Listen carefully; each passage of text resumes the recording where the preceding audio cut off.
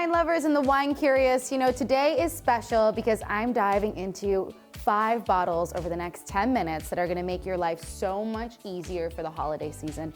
This is that time of year where you're either hosting people at your house or you're constantly going over to other parties for the holidays. And wouldn't it make your life easier if you had wines on hand to bring with you or to serve that were perfect for the holidays? So that's what we're gonna be getting into today. Today, it's all about your easy go-to holiday wine rack.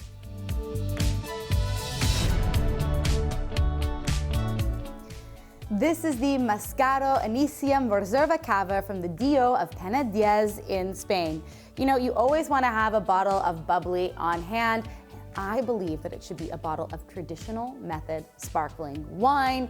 With a traditional method bottle of bubbles, you really get a lot of complexity and texture, but we're gonna get into that. This is a really unique house with a great story behind it. They started off with brandies and vermouths, but it wasn't till Montserrat Mascaró, the granddaughter of the original founder, came along and she decided to add cava into the mix. The name even, Anícium, means the first, so it's been granted this. You know, we really have a brut going on in the glass, so let's give this a little bit of a try. I know that this wine is a classic blend of the 3 cava grapes, but it has Perlada being the leader in this with Macabao and Jarello, and it's aged for 24 months on lees. In terms of the color, we have some really nice, slightly golden tones to this, which you can always expect from a cava. I love this aroma. It's a little bit more savory. That's what you get when Macabao and Jarello play a little bit more of a back fiddle to the Perlada.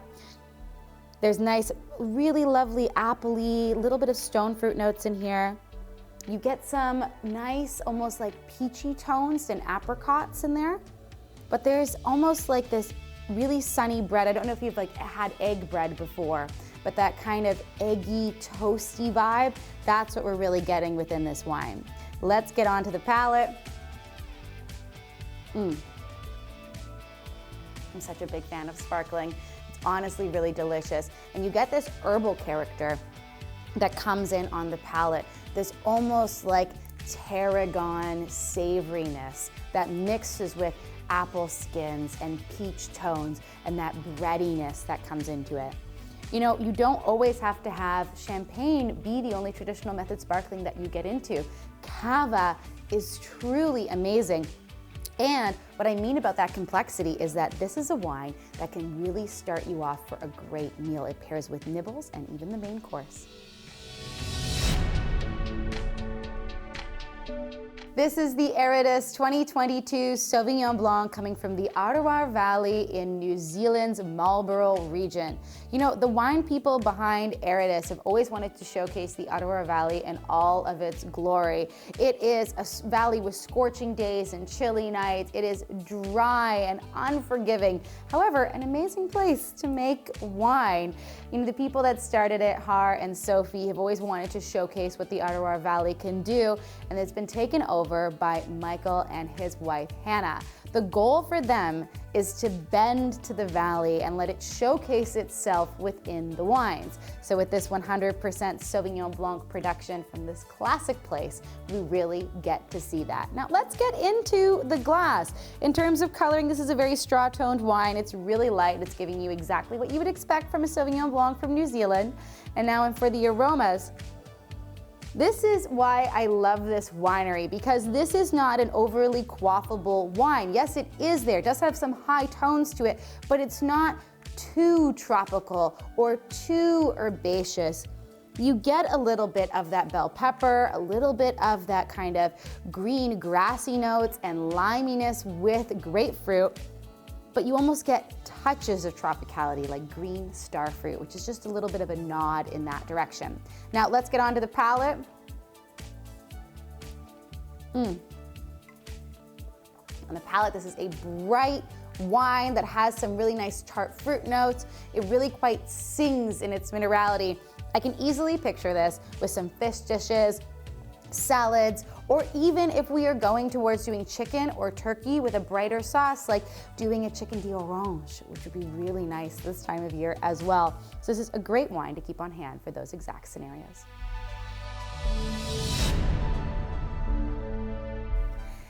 This is the solid ground Pinot Noir coming from the Lodi region of California. You know, you always want to have a Pinot Noir in your holiday wine rack. Pinot Noir fills a very specific void in like the wines that you would want to bring for a party or to have on hand for one. It is a lighter style, has lower tannins, and depending on where it's from around the world, you really get more of a fruity or expressive tone or a leaner tone. Because we're going to Lodi with this wine, we're going in more of that fruitier, expressive tone, and it's also blended with a little bit of Zinfandel. Here, let me show you. I want to get into the glass with this right away. So we do have a lighter colored wine. I can see my whole manicure through the glass, and there's a little bit of like a lighter ruby purpley tone to this wine overall in terms of its color. And I give it a little bit of a swirl. The tears is not that much, so we're going more on that lighter side, about 13% alcohol. And when we get into the aromas, see, this is where Pinot Noir shines. It has a lot of berry notes in here. Cassis, blueberry, little bit of cherry notes, blackberry too, all encompassed with some violet and purple flowers, and then you get just a little bit of twigginess, just like a touch of earthiness in there. Let's get on to the palate. And the palate, this wine is so textural. Lodi has a great shift from day to night with high temperatures in the day and cool temperatures at night, which makes for a Pinot that can have some brightness of acidity and keep that structure. But you also get to retain a lot of fruit notes. Those cherry notes are still there. Those blackberry notes are there. That little bit of savoriness is there, and that's really being helped by the Zinfandel that this wine is made from. This is a wine that collaborates with every part of your evening. You can open it up right at the beginning. You can have it with some bites. You can also bring it right on through to that main course and maybe even to dessert. I can picture this with ham, with turkey, even with a very dark chocolate mousse that kind of brings out a different side of everything. That's why I like to call it a very good collaborator.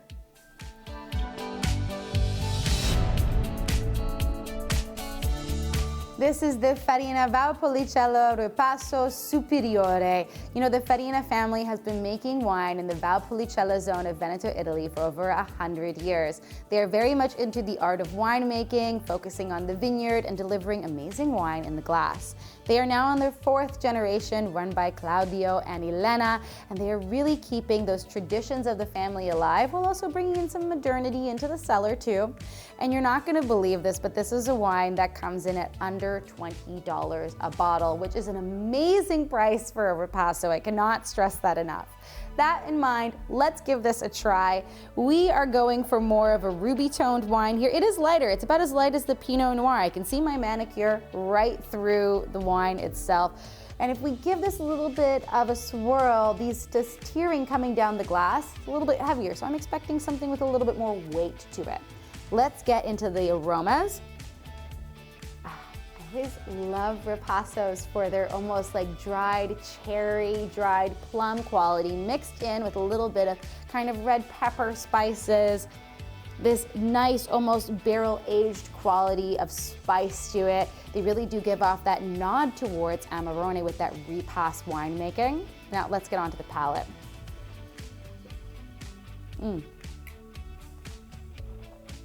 Italian wines like these have this nice spice that you can really feel once you swallow them. That's what I'm getting with that. Beautiful spice notes, little bit of kind of red berry tartness, but mixed in with these great tannins that seem to be more relaxed overall, and a nice lift in the wine too. This is a wine that I would love to serve, as I always like to serve Italian meals during the holidays, and I love to go with something that has a bit more spice and some brightness to it to kind of lift up that tomato sauce even more. You can serve this with a meatball appetizer, get into maybe even a seafood dish that might have that sauce with it, or even bring some levity and spice to a bolder meal like beef or doing something with veal too. This is really a great wine to keep on hand for multiple bottles during the holidays just because of the price it's at as well.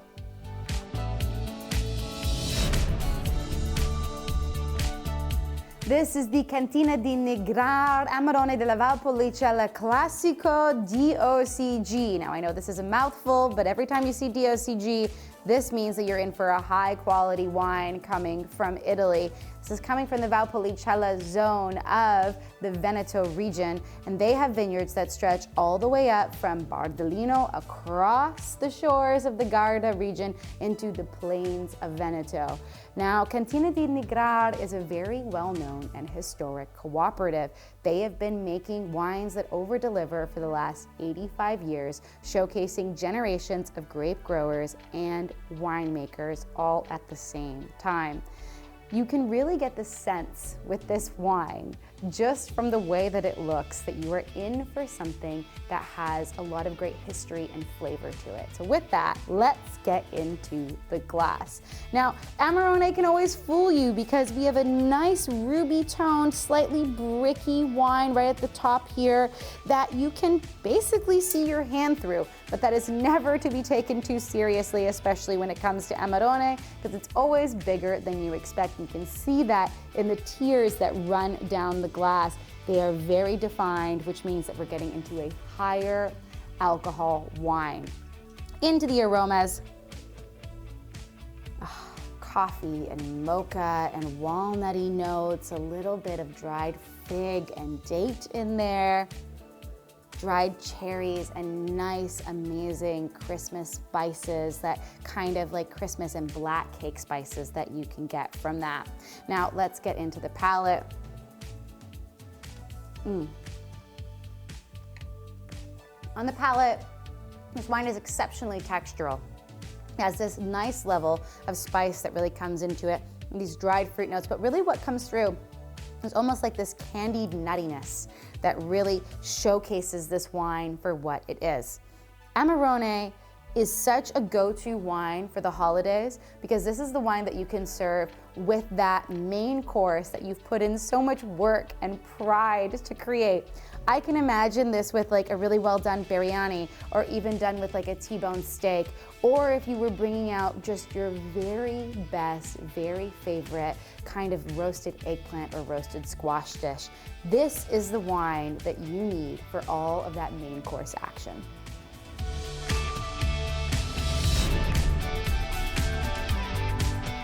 So there you have it. This was your go-to easy holiday wine rack. Every single one of those wines I can picture, even in my own holidays, having them at one specific time or another. And I'd like to hear about where you would serve them, what you would bring them out for, what events you would be pouring them at. I always like to hear from you all. And if you have any questions, don't forget to add those in as well.